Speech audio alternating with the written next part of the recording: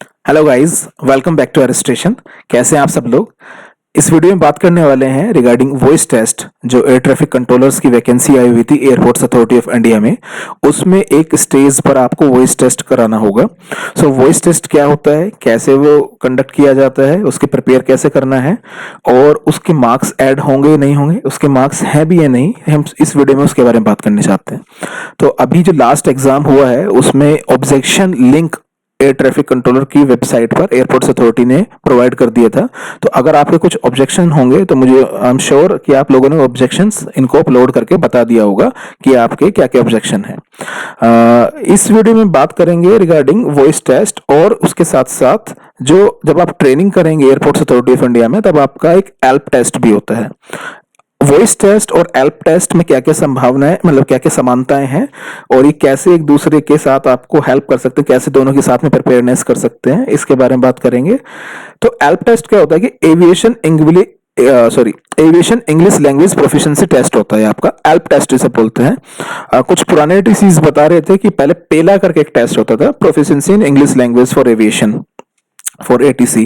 ये टेस्ट होता था, आजकल एल्प टेस्ट नाम से ही फेमस है और कुछ समय पहले ये ईएलपी टेस्ट के नाम से ही फेमस था। अभी इसका नाम दिया गया ELP test, aviation English language proficiency test.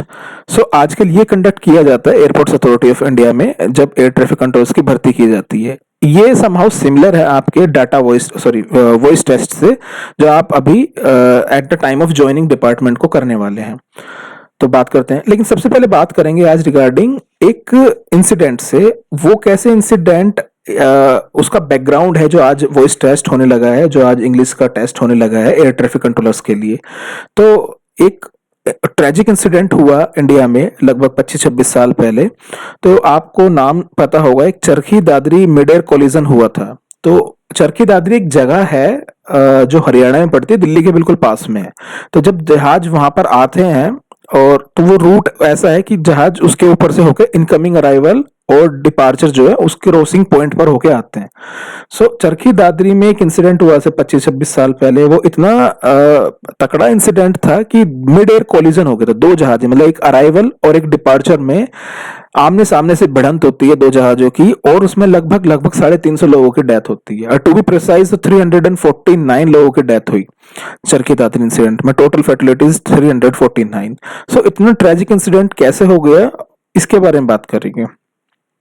तो जब इस टेस्ट का पहले मैं बैकग्राउंड आपको थोड़ा सा बता देता हूँ। इसमें दो जहाज कौन कौन से इन्वॉल्व थे, ये उस समय की पिक्चर्स हैं। उसका रैकेज सब जगह फैल गया था और कई महीने लग गए थे उसका रैकेज हटाने में, क्योंकि दो एयरक्राफ्ट का रैकेज था और उसको पूरा इन्वेस्टिगेट करने में पूरा टाइम लिया गया और फिर उसके बाद उस रैकेज को क्लियर किया गया।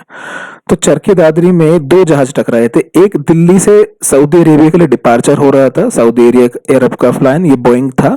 और एक रशियन प्लेन था, सॉरी कजाक एयरलाइंस का प्लेन था, और एक इल्यूजन 76 टाइप का प्लेन था।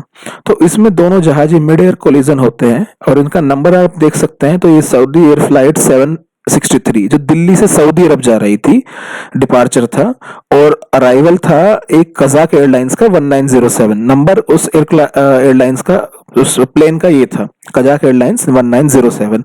ये कजाकिस्तान से दिल्ली आ रही थी। तो अब उस समय हुआ क्या कि जब उसको कंट्रोलर थे मिस्टर वीके दत्ता उस समय, जो उस दोनों जहाज को हैंडल कर रहे थे और उसके साथ साथ और जहाज को भी हैंडल कर रहे थे।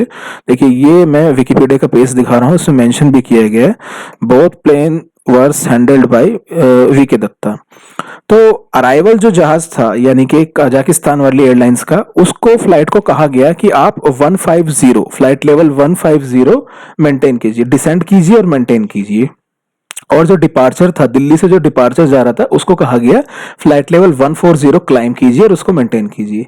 अभी होता क्या है कि ये स्टैंडर्ड प्रैक्टिस है एविएशन में, जब एयर ट्रैफिक कंट्रोलर दो जहाजों के बीच में सेपरेशन देते हैं तो लगभग 1000 फीट का, 1000 फीट का वो डिफरेंस उसमें रखते हैं।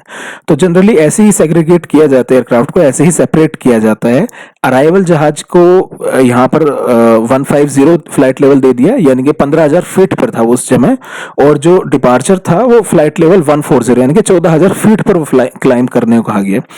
उसके बाद कहा गया कि दोनों उसके बाद क्या करते हैं कि दोनों जहाज की क्रॉसिंग कराते हैं और फिर सर्टेन सर्टेन डिस्टेंस के बाद दोनों जहाज को ऊपर नीचे डिसेंड दे देते हैं। यानी कि जो अराइवल था उसको कहा गया फ्लाइट लेवल 150 मेंटेन कीजिए, और उसके बाद जब वो फ्लाइट आगे आती रहती, और उसके बाद जब दोनों जहाज एक दूसरे को क्रॉस कर लेते, उसके बाद फिर अराइवल को डिसेंड दे दिया जाता है ना, और जो डिपार्चर है अपना उसको क्लाइम दे दिया जाता। तो इससे क्या होता है कि दोनों जहाज सेपरेट हो जाते हैं, और क्योंकि फ्लाइट इनकमिंग फ्लाइट को जो अराइवल को